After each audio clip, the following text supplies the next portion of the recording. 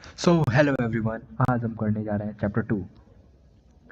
So simply chapter बोलता है acid और बेस के बारे में। तो एसिड क्या होता है? एसिड बेसिकली कुछ नहीं होता है। एसिड जो होता है सावर इन टेस्ट होता है और ब्लू लिटमस को रेड में बदल देता है। बेस जो होता है बेस बिटर टेस्ट में होता है और रेड लिटमस को ब्लू में बदल देता है। डिफ्रेंशिएट करने के लिए कभी कभार आता है differentiate between acid and base, तो इसमें ये सारी चीज़ें लिख सकते हैं। अब इंडिकेटर्स क्या होते हैं? इंडिकेटर्स कुछ नहीं होते हैं। इंडिकेटर्स बेसिकली ऐसे सब्सटेंस होते हैं जिन पे जो बताते हैं कि ये सब्सटेंस एसिड है या फिर बेस है। अब कैसे बताते हैं? तो वो अपना कलर चेंज कर लेंगे या फिर अपना रंग बदल देंगे या फिर अपनी स्मेल बदल देंगे। उसके बाद बात आती है सबसे मोस्ट पॉपुलर इंडिकेटर, इसमें से सबसे पहला नाम आता है लिटमस भाई का। लिटमस कुछ नहीं है, एक पर्पल डाई है जो कि लाइचेन एक प्लांट है जिसको जो कि थैलापोडिया के डिवीजन से आता है, जिसको कॉमनली इंडिकेटर की तरह यूज़ किया जाता है। इस इंडिकेटर का जब एसिड एसिड भी नहीं रहेगा बेस भी नहीं रहेगा तब ये इसका रंग पर्पल होता है, और जब वहीं एसिड और बेस लग जाएगा तो उसका रंग रेड या फिर ब्लू हो जाता है। अब मिथाइल ऑरेंज, यहाँ पे कुछ इंडिकेटर्स दिए गए हैं, उन सारी चीज़ों को देख लेते हैं। मिथाइल ऑरेंज एसिड में पिंकिश रेड हो जाता है और बेस में येलो हो जाता है। फेनोफ्थेलिन में एसिड कलरलेस होता है, बेस में पिंक हो जाता है। वेनिला में एसिड का स्मेल सेम रहता है और बेस में स्मेल ही नहीं रहता है। ओनियन में एसिड जब डालते हैं तो स्मेल सेम रहेगा लेकिन बेस में कोई स्मेल नहीं रहेगा। टर्मरिक में एसिड का कलर येलो रहेगा और बेस में येलोइश रेड हो जाएगा। अब रिएक्शंस, एसिड अगर मेटल के साथ रिएक्ट करेगा तो सॉल्ट प्लस हाइड्रोजन बनाएगा, और एग्जांपल के लिए NaOH plus Zn Na2ZNO2 plus hydrogen gas. तो Na2ZNO2 को सोडियम जिंकेट बोलते हैं। उसके बाद से मेटल कार्बोनेट और या फिर हाइड्रोजन कार्बोनेट को जब हम प्लस एसिड के साथ रिएक्ट कराएंगे तो 60 plus carbon dioxide plus water बनाएगा। एग्जाम्पल के लिए एक रिएक्शन यहाँ पर है, मेटल कार्बोनेट Na2CO3, एसिड है 2HCl, और उसके बाद से इसने बनाया salt plus water plus carbon dioxide. And the most important reaction कभी कभार एग्जाम में पूछ लेता है, मतलब एक कैल्शियम जो हमारा लाइम वाटर है उस पर अगर हम CO2 पास करते हैं तो क्या होगा? जब हम लाइम वाटर पे CO2 पास करेंगे तो वाइट कलर का प्रेसिपिटेट बनेगा CoCO3, ठीक है। अब CaCO3 पे जब हम एक्सेस कार्बन डाइऑक्साइड पास करेंगे तब क्या होगा? तो जब हम CaCO3 पे एक्सेस कार्बन डाइऑक्साइड पास करते हैं तो CaHCO3 होल ट्वाइस, जो कि एक्वस फॉर्म में होता है, ये बन जाता है। बस यही था इंपॉर्टेंट। उसके बाद से the reaction which is very very very very very very very important. VVI जितना लिखना है इस पे लिख लो, ठीक है ना। हाँ, तो ये रिएक्शन क्या है? ये रिएक्शन यही रिएक्शन है कि base plus acid salt plus water बनाता है। यानी जब एसिड और बेस दोनों को साथ लाएंगे तो वो सॉल्ट और वाटर बनाएगा। इस रिएक्शन को न्यूट्रलाइजेशन रिएक्शन बोला जाता है। एग्जाम्पल के लिए NaOH एक बेस है अपना, ठीक है, और उसके साथ हमने HCl लगा दिया, ये है हमारा एसिड, और दोनों को मिला के salt NaCl plus water H2O। अब उसके बाद से सेकेंड एक रिएक्शन है, मेटल ऑक्साइड को जब हम एसिड के साथ रिएक्ट करते हैं तो हमको बनाता है सॉल्ट प्लस वाटर, और एसिड को जब हम नॉन मेटल ऑक्साइड के साथ भी रिएक्ट करते हैं तब भी वो सॉल्ट प्लस वाटर बनाता है। बहुत सारे केसेस में देखा गया है कि मेटल ऑक्साइड बेस होते हैं और नॉन मेटल ऑक्साइड एसिड होते हैं। ये बहुत सारे केसेस में देखा गया है, इसे आप याद कर सकते हैं, ये थोड़ा अच्छा काम कर सकता है। अब बेस का रिएक्शन, बेस के मात्र दो ही रिएक्शन है। पहला नॉन मेटल ऑक्साइड के साथ बेस का रिएक्शन और बेस का मेटल के साथ रिएक्शन। तो नॉन मेटल ऑक्साइड के साथ हम जब बेस का रिएक्शन कराएंगे तो वो सॉल्ट प्लस वाटर बनाएगा, और बेस के साथ जब मेटल का रिएक्शन करेंगे तो सॉल्ट प्लस हाइड्रोजन बनाएगा। अब एसिड को यूज कैसे करते हैं? कुछ भी कर देंगे। एसिड को यूज करने का एक तरीका होता है। एसिड को हमेशा हमें धीरे धीरे धीरे धीरे डालना चाहिए वाटर में, और जब जब डाले तो हमें जो गिलास जार है, 1 मिनट रुक जाओ, हाँ, जो ग्लास जार है उसमें डालते रहना चाहिए और उसको चम्मच से ऐसे मिलाते रहना चाहिए, ठीक है। अगर वाटर कॉन्सेंट्रेटेड एसिड हो जाएगा तो हीट जो जनरेट होगा वो ऐसा भी हो सकता है हीट स्प्लैश आउट हो जाए, मतलब डायरेक्ट आप कॉन्सेंट्रेटेड एसिड में वाटर अगर ऊपर से डालेंगे डायरेक्ट तो हो सकता है कि जो एसिड है वो छपाक से बाहर आ जाए और आपकी स्किन उस पिन पे चला जाए और आप को हाथ जल जाए, मतलब मुंह जल जाए। और इस केस में ग्लास जो कंटेनर है वो भी ब्रेक हो सकता है हीटिंग के कारण से। ठीक है ना। अब जो मिक्सिंग होता है एसिड और बेस का वाटर के साथ वो रिजल्ट करता है डिक्रीज में किसके कॉन्सेंट्रेशन ऑफ आयंस में, H प्लस और H3O प्लस और OH माइनस। H3O प्लस को हम हाइड्रोनियम आयन बोलते हैं, OH माइनस को hydro oxide ion minus ion बोलते हैं पर यूनिट वॉल्यूम में। इसी प्रोसेस को हम लोग डाइल्यूशन भी बोलते हैं। ठीक है, और जो एसिड और बेस को हम लोग बोलते हैं कि ये एसिड और बेस डाइल्यूटेड हो गया है। अब थोड़ा और जानकारी ले लो एसिड और बेस के बारे में जब यहाँ तक पहुँच गए हो।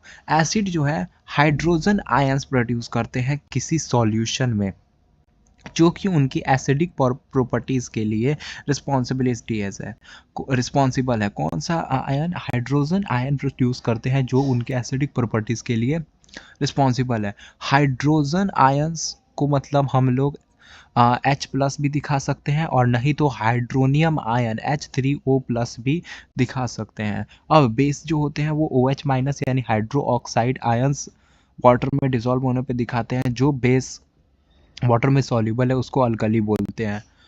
सारे बेसिस वाटर में सॉल्युबल नहीं होते हैं, ये अल्कली ही जो है वो ही केवल वाटर में सॉल्युबल होता है, डिसॉल्व होता है। ये सोपी टू टच होता है, बिटर होता है और कोरोसिव होता है। इसको कभी भी टेस्ट और टच नहीं करना चाहिए ऐसे, क्योंकि ये हार्म कर सकता है। एसिड जिनके पास ज़्यादा H प्लस आयन होता है वो स्ट्रॉन्ग एसिड होते हैं और एसिड जिनके पास कम H प्लस आयन होता है वो वीक एसिड होते हैं। इसी के साथ आपका ये भी होता है समाप्त। Now the next important thing is pH value। और pH value क्या है? एक ऐसा स्केल जो हमें बताता है कि एक एसिड कितना पावरफुल है या फिर एक बेस कितना पावरफुल है। सिंपली ये एसिड और बेस की पावर बताता है। यहाँ पे जो pH है इसमें P का मतलब होता है पोटेंज या फिर पावर। यानी देखो यहाँ लिखा है pH का जो P है वो पोटेंज मतलब होता है, जर्मन में इसको लिखा गया है और जर्मन में इसका मतलब होता है पावर। pH स्केल हम लोग को 0 से 14 तक होता है। 0 अगर है तो वेरी एसिडिक एंड 14 है तो वेरी अल्कलाइन। एक न्यूट्रल सॉल्यूशन का जो pH होता है वो 7 होता है। अगर pH 7 से कम है तो यानी वो सॉल्यूशन एसिडिक है और pH 7 से ज़्यादा है तो यानी वो बेस है, यानी 7 से आगे बढ़ेगा। ठीक है, 7 से आगे बढ़ेगा तो एसिड बेसिसिटी बढ़ेगा। ठीक है, और अगर 7 से कम होगा तो ये एसिड है। ठीक है, और अगर 7 पे है तो वो न्यूट्रल है। एग्जाम्पल के लिए sodium hydroxide is a strong base, तो इसका pH कितना है 14, यानी एकदम स्ट्रॉन्ग बेस है। और यहीं पे बाकी जो स्ट्रॉन्ग एसिड होंगे उनका pH कितना होगा 0। अब कलर की बात कर ली जाए तो विव जियोर तुम लगा सकते हो। यहाँ पे वॉयलेट हो गया, ठीक है, बीच में इधर इंडिगो होगा, यहाँ पे तुमको न्यूट्रल पे ग्रीन दिख रहा है, यहाँ पे येलो दिख रहा है, यहाँ पे ऑरेंज दिख रहा है, यहाँ पे रेड दिख रहा है। इस साइड से विवजोर लगा लेना, 14 to 0 हो जाएगा। ये कुछ इंपॉर्टेंट थिंग है, शायद एग्जाम में आपके पूछ सकता है, इसी से मैंने इसको लगा दिया। नेचुरल सोर्स में विनेगर में कौन सा एसिडिक पाया जाता है? तो एसिटिक एसिड। ऑरेंज में सिट्रिक एसिड, टर्मराइड में टार्टिक एसिड, टोमेटो में ऑक्जेलिक एसिड, सावर मिल्क में कर्ड में लैक्टिक एसिड, लेमन में सिट्रिक एसिड, एंड टेस्टिंग में मिथेनोइक एसिड, नेटल स्टिक में methanoic acid. Acid plus base is equal to salt plus water. Reaction को device करा दिया। अब the main thing of this चला गया सॉल्ट्स। सॉल्ट्स अक्सर आना एग्जाम में पूछ ही लिए जाते हैं, एक तो पूछ ही लेता है 5 नंबर में। सॉल्ट्स क्या है? सॉल्ट कुछ नहीं, the compound which is formed by the reaction of acid and base is called salt. Simple सी भाषा में सॉल्ट में सबसे फर्स्ट नंबर पे जो आता है वो होता है सोडियम हाइड्रोक्साइड यानी NaOH। NaOH को कैसे बनता है? जब इलेक्ट्रिसिटी पास किया जाए एक एक्वा सॉल्यूशन सोडियम क्लोराइड के, जिसको ब्राइन सॉल्यूशन बोला जाता है, यानी NaCl है, इसको वाटर है, इसी को हम लोग, इसी सॉल्यूशन को ब्राइन सॉल्यूशन बोलते हैं।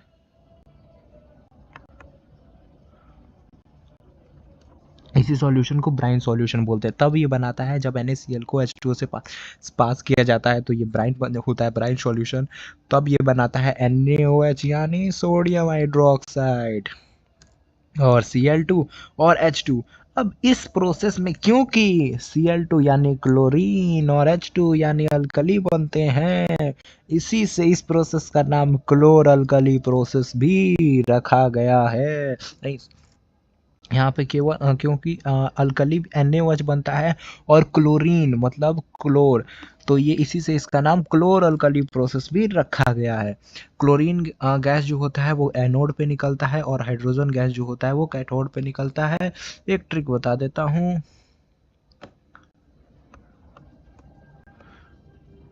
पाओ NCR,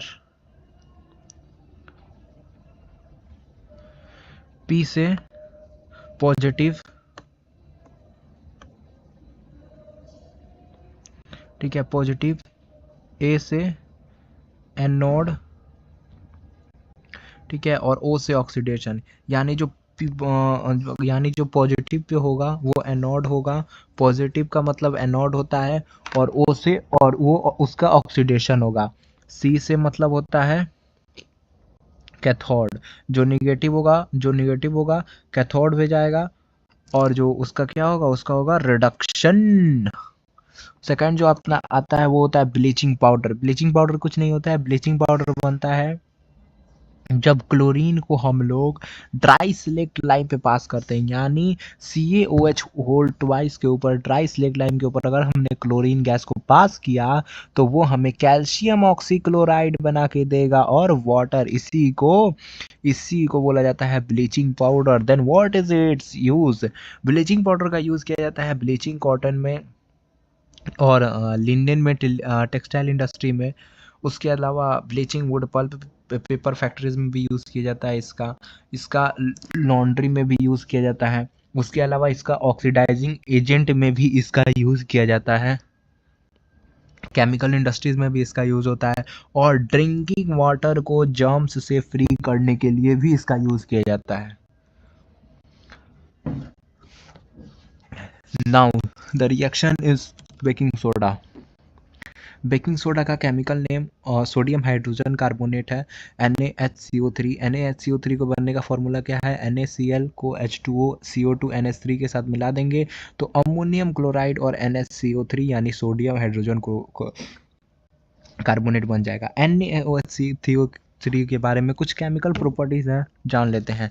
ये नॉन कोरोसिव बेसिक सॉल्ट है। कौन भैया जी? NaSCO3। जब ये इनको हीट किया जाता है तो ये Na2CO3 और वाटर और कार्बन डाइऑक्साइड बना लेते हैं। अब बेकिंग पाउडर को बनाने के लिए इनकी कुछ यूजेस के बारे में भी डिस्कस कर लेते हैं। ये थी केमिकल प्रॉपर्टीज, क्या कि ये नॉन कोरोसिव बेसिक नेचर के हैं, but what is it's what is its use?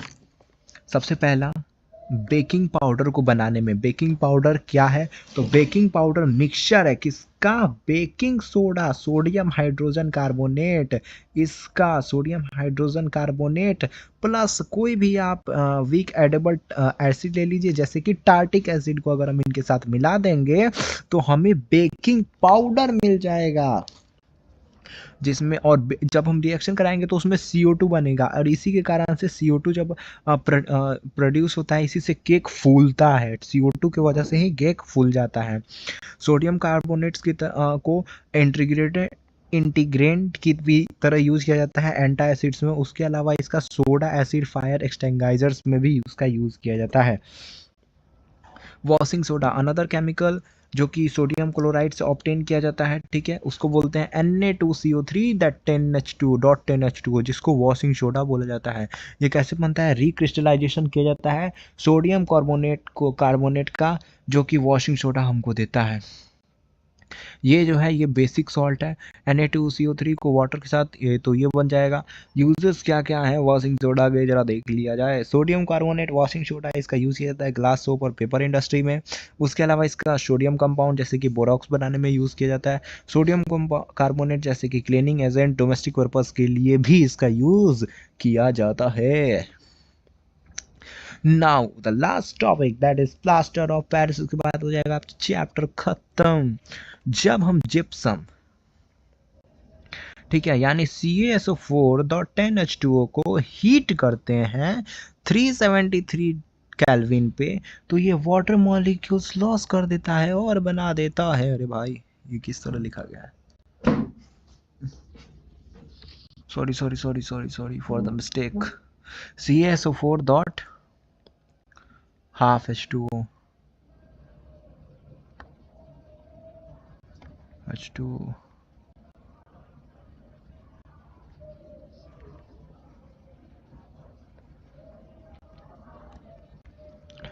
ठीक है, और इसी को हम प्लास्टर ऑफ पेरिस बोलते हैं। कितना मिस्टेक हो गया है।